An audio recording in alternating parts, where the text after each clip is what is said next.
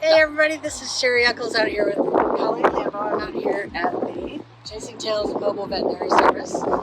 And today we're going to talk a little bit about heartworm. We've been doing some videos about Pet of the Week, and some of those dogs are heartworm positive. So I wanted to kind of talk to her about what the treatment is and maybe what we can do to prevent heartworm in our pets so that they remain healthy for a long, long time. Absolutely. So heartworm disease is incredibly prevalent in Texas, as you know, with so many of your dogs testing positive. The treatment involves, unfortunately, very strong chemicals given over a period of time. What ends up happening in the dogs is these little microfilaria that are carried by the mosquito grow into worms that are the size of angel hair pasta. I've seen scary pictures of that before. Yeah, we can show you. This is kind of what that looks like.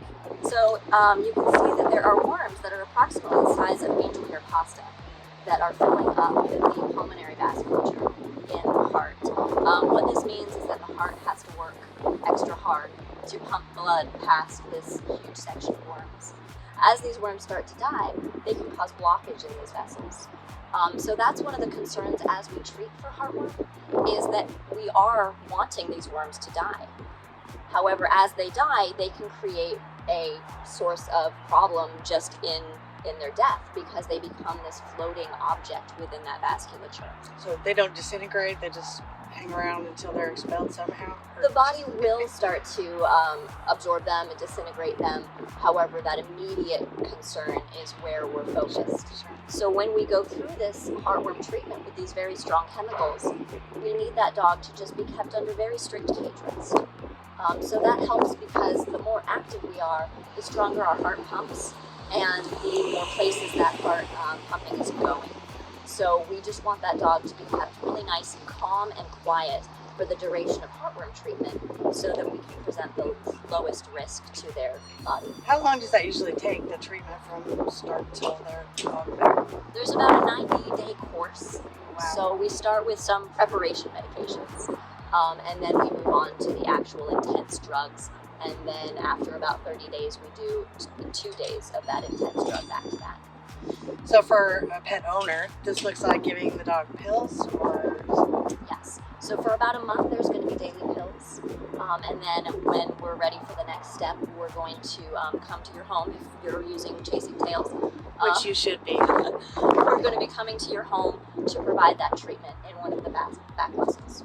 And then we come back in about 30 days to give that again. So what kind of success rate do you have with that treatment? Is it 100% successful, or It is usually very successful at killing the worms. The problem is and the concern is going to be how much damage happened to the heart and the lungs prior to this treatment starting. That's why it's so important to stay on these preventatives, because obviously you saw the picture, worms that size living in your vessels can cause a lot of damage. So if we already have a significant damage to the heart and lungs, we may not see the level of recovery that we want. But this treatment will usually take good care of all of those adult worms. It's about 3 months. So what's a good kind of, I know you can't predict exactly, but what's like a ballpark figure on how much it costs to cure this in the average pet? If someone was going to adopt an adult dog from the shelter and take care of it, in its last years, what kind of investment are they looking at? It is going to depend on the size of the dog.